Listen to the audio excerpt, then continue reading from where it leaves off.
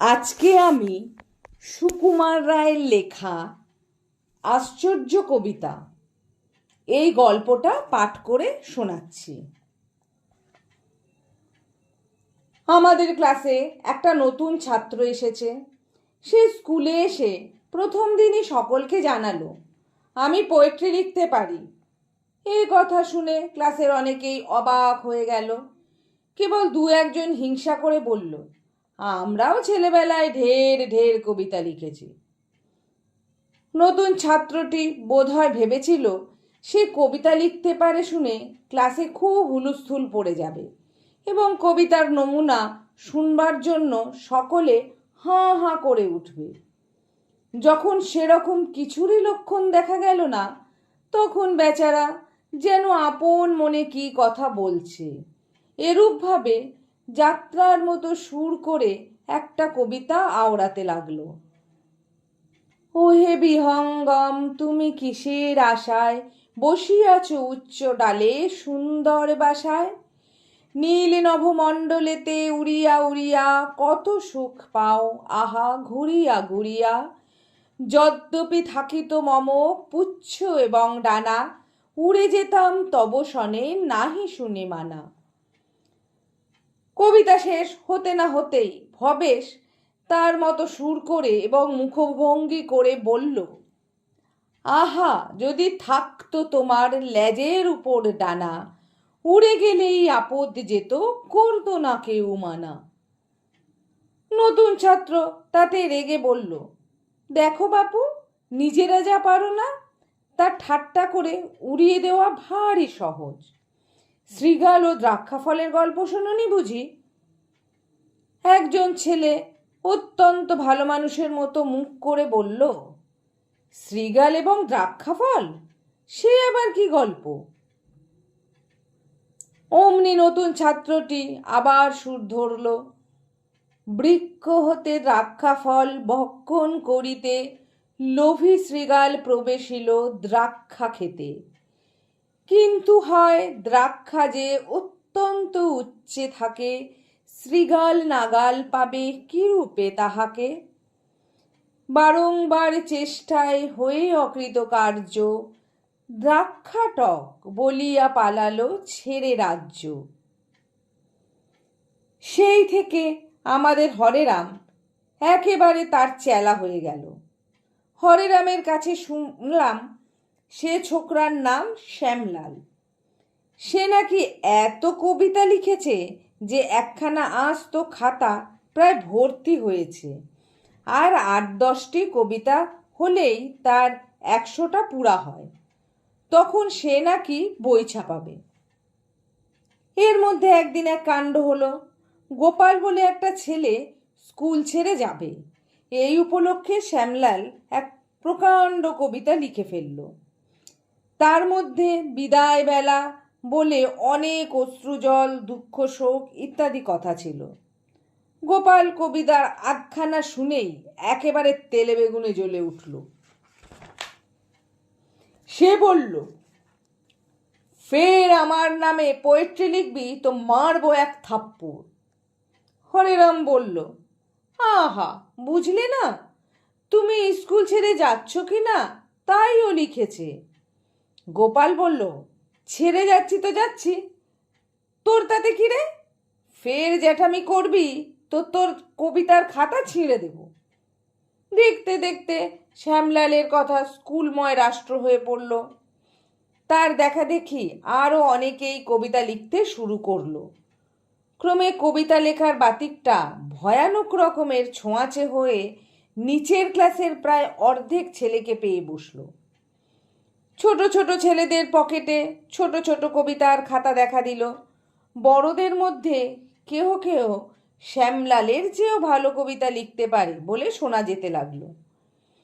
স্কুলের দেয়ালে, পড়ার কেতাবে, পরীক্ষার খাতায় চারিদিকে কবিতা গজিয়ে উঠল।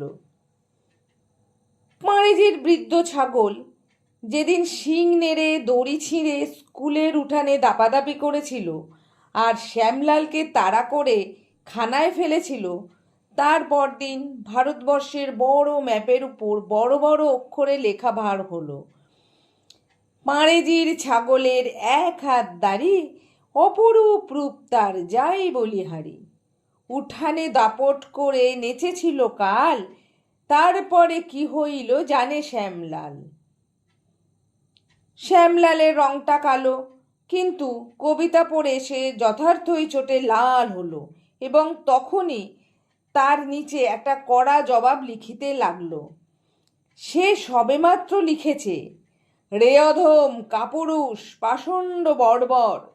এমন সময় গুরুগম্ভীর গলায় শোনা গেল, ম্যাপের ওপর কি লেখা হচ্ছে? ফিরে দেখে হেডমাস্টার মহাশয়। শ্যামলাল একেবারে থতমত খেয়ে বলল, আগে স্যার, আগে ওরা লিখেছিল। ওরা কারা? শ্যামলাল বোকার মতো একবার আমাদের দিকে একবার কড়িকাঠের দিকে তাকাতে লাগলো। কার নাম করবে বুঝতে পারল না। মাস্টার মহাশয় আবার বলিলেন, ওরা যদি পরের বাড়ি শীত কাটতে চায়, তুমিও কাটবে?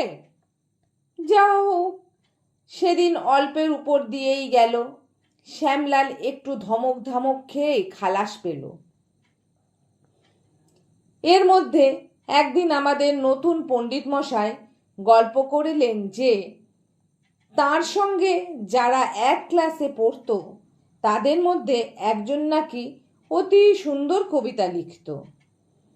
একবার ইন্সপেক্টর স্কুল দেখতে এসে তার কবিতা শুনে এমন খুশি হয়েছিল যে তাকে একটা সুন্দর ছবিওয়ালা বই উপহার দিয়েছিল। এর মাসখানেক পরে ইন্সপেক্টর স্কুল দেখতে আসলো। প্রায় 20-25টা ছেলে সাবধানে পকেটের মধ্যে লুকিয়ে কবিতার কাগজ এনেছে। বড় হলের মধ্যে সমস্ত স্কুলের ছেলেদের দাঁড় করানো হয়েছে। হেডমাস্টার মহাশয় ইন্সপেক্টরকে নিয়ে ঘরে ঢুকছেন। এমন সময় শ্যামলাল আস্তে আস্তে পকেট থেকে একটা কাগজ বার করলো। আর যায় কোথা, পাছে শ্যামলাল আগেই তার কবিতা পড়ে ফেলে। এই ভয়ে ছোট বড় একদল কবিতাওয়ালা একসঙ্গে নানা সুরে চিৎকার করে যে যার কবিতা হাঁকিয়ে উঠল। মনে হলো সমস্ত বাড়িটা করতালের মতো ঝনঝন করে বেজে উঠল। ইন্সপেক্টর মহাশয় মাথা ঘুরে মাঝপথেই মেঝের উপর বসে পড়লেন। ছাদের উপর একটা বেড়াল ঘুমাচ্ছিল। সে হঠাৎ হাত পা ছুঁড়ে 3 তলা থেকে পড়ে গেল। স্কুলের দারোয়ান থেকে অফিসের কেশিয়ার বাবু পর্যন্ত হাঁ হাঁ করে ছুটে আসলো। সকলে সুস্থ হলে পর মাস্টার মশাই বললেন, এত চেঁচালে কেন? সকলে চুপ করে রইল। আবার জিজ্ঞাসা করা হলো, কে কে চেঁচিয়েছিলে? 5-7টা ছেলে একসঙ্গে বলে উঠল, শ্যামলাল।